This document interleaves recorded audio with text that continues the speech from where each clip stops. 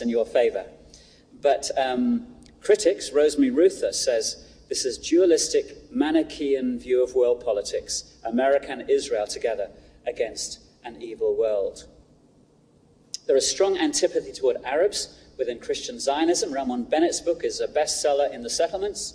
As a so-called Christian, he says the Arab is neither a vicious nor usually a calculating liar, but a natural one.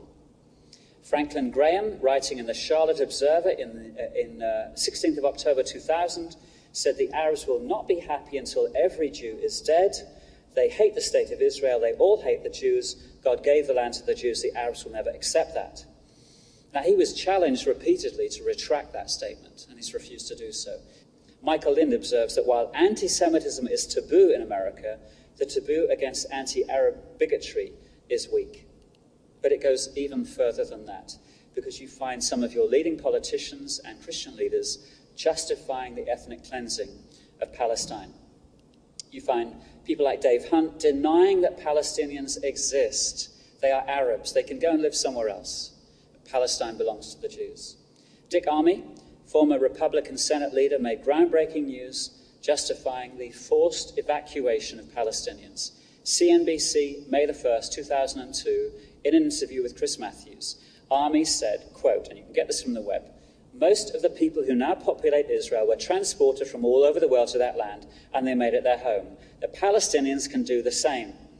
Now, he wasn't saying the right of return, he was saying the right of removal. So when Chris Matthews said, are you justifying ethnic cleansing?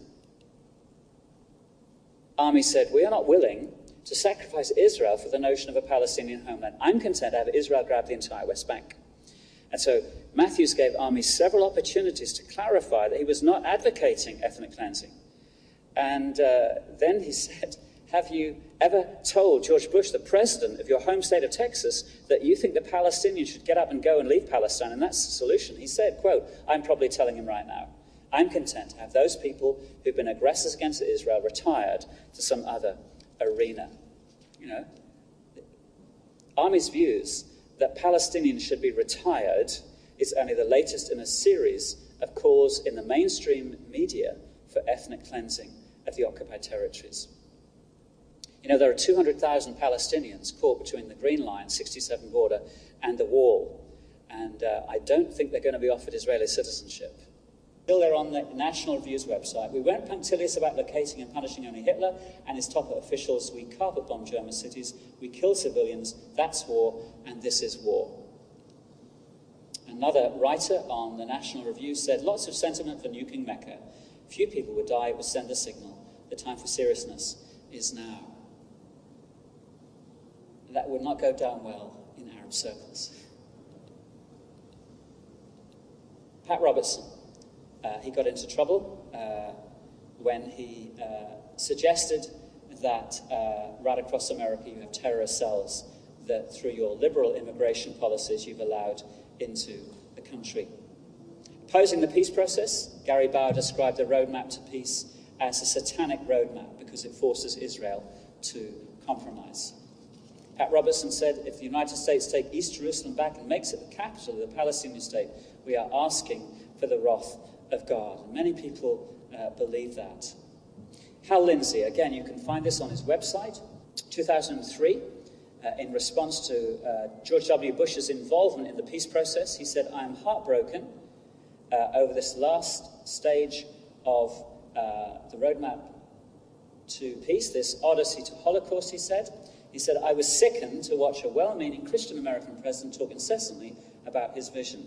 Now, you have to ask, what would make you feel sick listening to George Bush? What could he say that would make you feel sick? Well, for Hal Lindsey, it was a Palestinian and Jewish state living side by side in peace. Because it can't possibly be part of God's agenda, because it involves compromising land for peace. Forcing God's hand.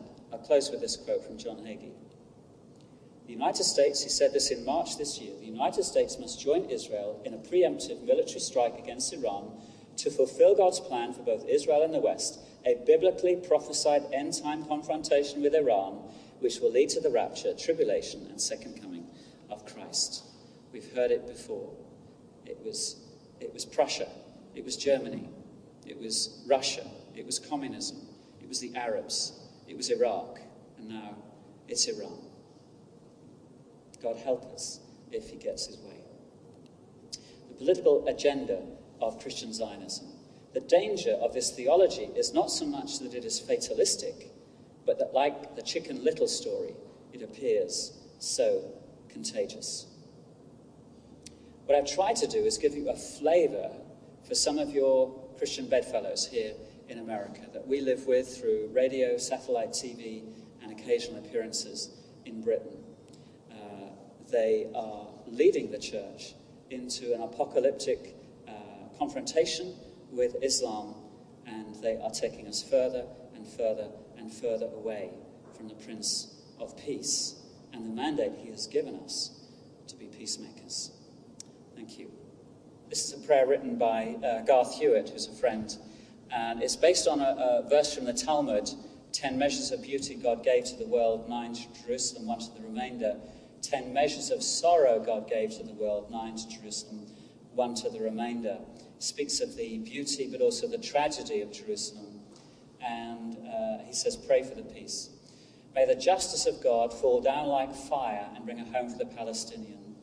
May the mercy of God pour down like rain and protect the Jewish people. And may the beautiful eyes of a holy God who weeps for all his children bring his healing hope to his wounded ones, for the Jew and the Palestinian. Amen. Amen. I've got some more material, but I'm going to come to that if it's appropriate in the Q&A. But thank you very much for listening.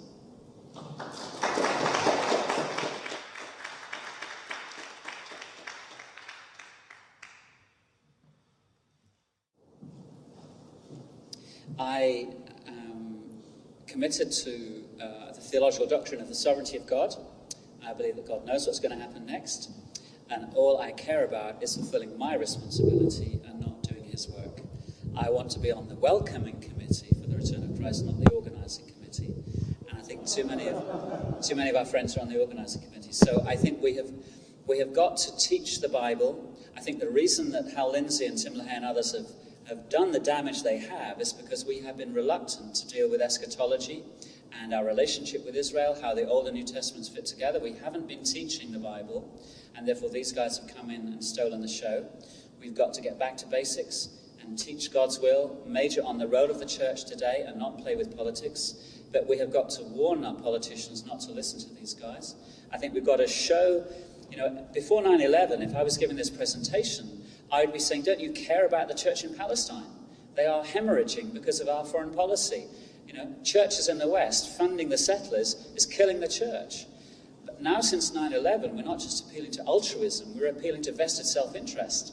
Don't you realize that our deep insecurity from Islamists is because of our foreign policy? The story of Jacob is not a model for fatherhood. Jacob loved one of his sons more than his other sons, and that led to jealousy, hatred, attempted murder. And should we be so surprised that our foreign policy is reaping the same consequences? So we must treat the Arab states and Israel the same. We must respect them. We must help them work out how to live together.